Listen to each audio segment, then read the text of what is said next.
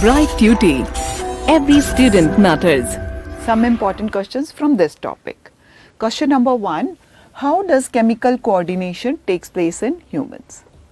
In humans, the chemical coordination takes place through special chemicals which are called hormones. Actually, there are certain specialized glands involved in this process.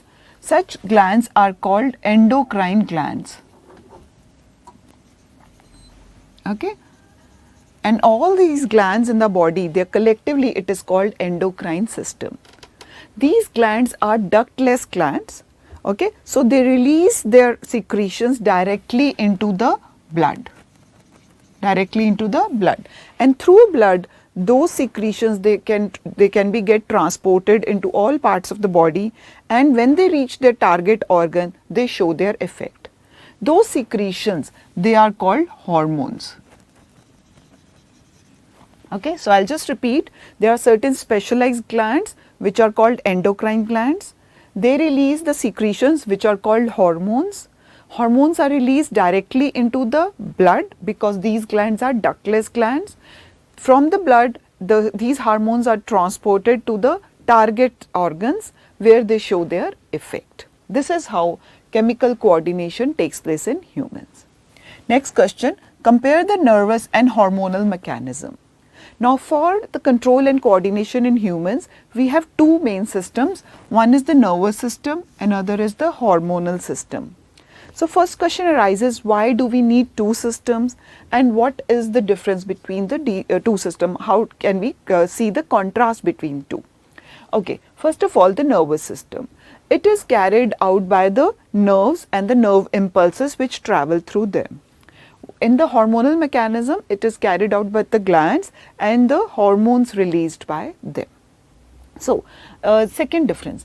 In nervous system, the onset of action is very quick. Okay, as I just told you in the previous section, like reflex action or any such action, there is whenever the nerve impulse is generated, it travels very fast throughout the body and impulse is transferred to the target site.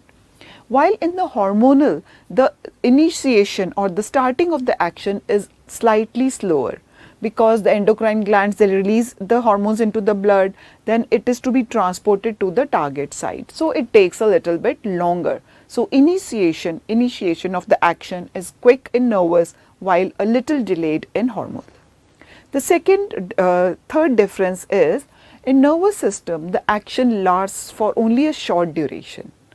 For example, the reflex action. When we touch a hot plate, we just release our hand. So it lasted for only fraction of second. While in the hormonal mechanism, what happens, the effect of hormones lasts for a longer duration of time. So it remains there. For example, when you get frightened or excited, your heartbeat increases and it remains there for a certain period of time, for a longer duration than the nerve impulse. So these are the main differences between hormonal and the nervous system.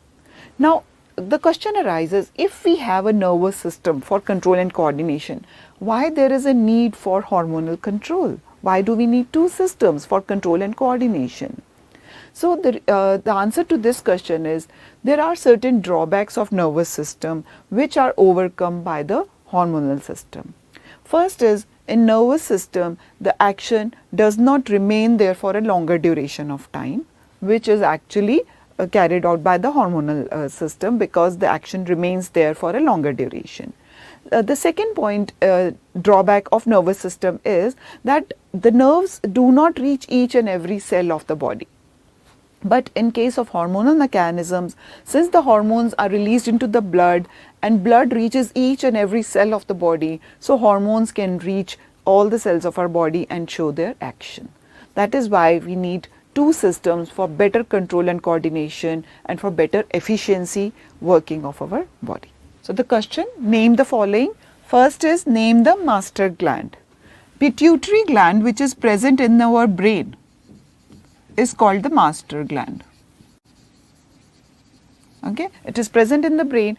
It is called the master gland because it releases certain hormones which control the functioning of all other glands present in our body. I will give you an example. it releases the hormone TSH, that is thyroid stimulating hormone.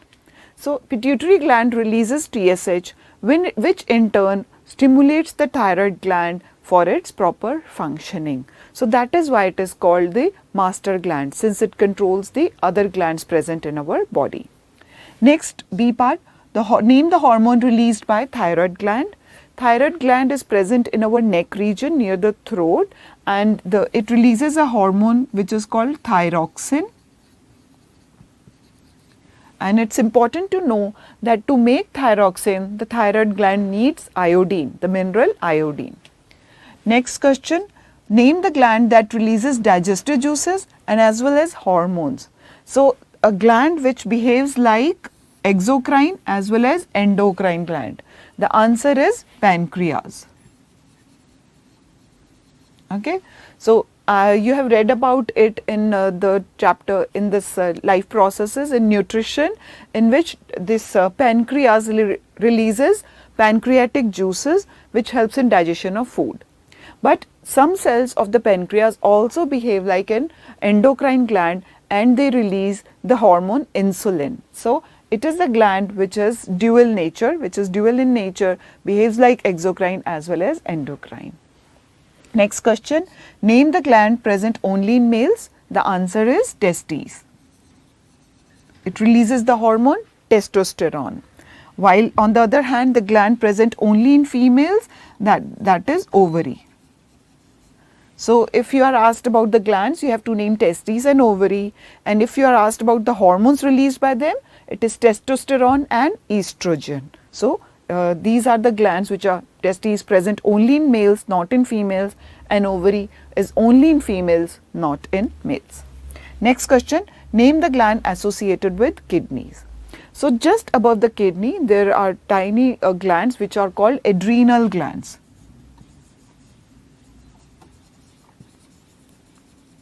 We have a pair of glands on the back side of the lower abdomen. So just above the kidneys, there are two adrenal glands. Next question, which hormone is called fight or flight hormones? The adrenal glands, they release the hormone which is called adrenaline. This adrenaline is called fight or flight hormones, and the adrenal gland is actually called the gland of emergency. Why it is so? Because this adrenaline actually usually when the body is functioning just normally, you are relaxed, the adrenal gland releases adrenaline in small quantity, which actually maintains our rate of heart rate, our breathing rate. And on the other hand, when you are frightened or excited or when you are anxious, what happens? This adrenal gland releases adrenaline in large amount. So what will happen? The heart rate will increase, okay, and the breathing rate will increase. You'll start breathing heavily. So what will it lead to? Due to this, more blood will be supplied to the muscles. One more effect of this adrenaline is that more blood is supplied towards the muscle and less blood is supplied to digestive system and other systems. So the arteries constrict near the digestive system, more blood flows into the muscle. So what is the combined effect of these actions? When your heart is beating faster, so what will happen? More blood is supplied, the blood flow becomes fastened. Secondly, when the breathing rate becomes faster, there is more oxygen in the blood. Thirdly, when more blood supply is there towards the muscle, so muscles will get more supply of oxygen. So they can actually release more energy. So in this situation, actually body is preparing to take action. So that is why it is called fight or flight hormone. Okay, so your body is ready to either run away or to fight or to take action to protect yourself. And it is also called a gland of emergency because it prepares the body in emergency situations. Next question, why it is advised to consume iodized salt? Okay, so if you noticed in your packet of salt, it will be written iodized salt. The reason is that in our diet, the source of iodine are very limited. It is present only in sea water. So in northern plains and hilly regions, the source of iodine are very limited. So iodized salt is recommended.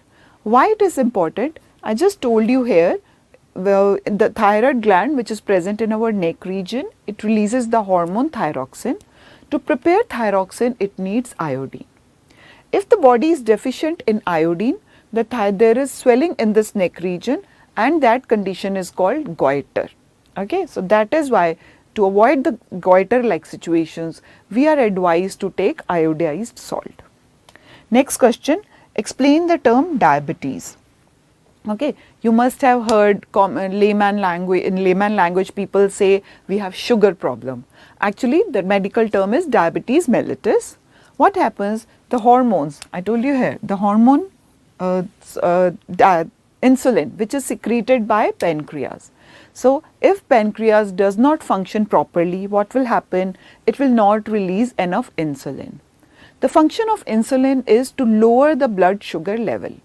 So if insulin is not secreted in proper amount, the blood sugar level rises, and that condition is called diabetes.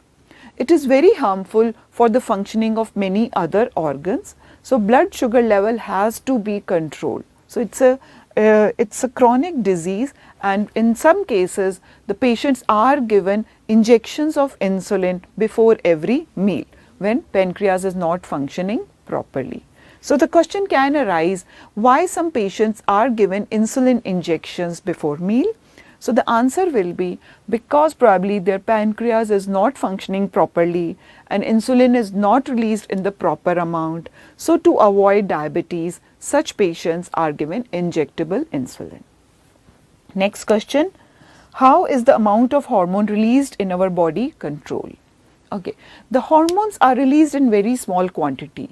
So their quantity and timing has to be perfect, because little increase or decrease can lead to problems. For example, I just told you, decrease in the level of insulin can lead to diabetes. Similarly, the pituitary gland, it releases a hormone called growth hormone secreted by pituitary gland, which maintains the growth in our body. So if the growth hormone is not secreted up to a certain whatever requirement is for the body, it leads to dwarfism. And excess can lead to giantism. So that is why exact amount and exact timing of release of hormone is very important. So this is controlled by a mechanism which is called feedback mechanism. So I will give you an example how it works. Suppose I ate 2 scoops of ice cream. So my blood glucose level will increase. The message will go to the pancreas to release insulin. The pancreas will release more amount of insulin. That insulin will lower the blood glucose level. Then again the message will go to the pancreas to stop the release of insulin, because the blood glucose level has come down to the normal level. Okay? So this is the feedback mechanism which actually controls the amount of hormone release and the timings. So that's all from this chapter. I took up some important question and answers. I hope it's clear to you.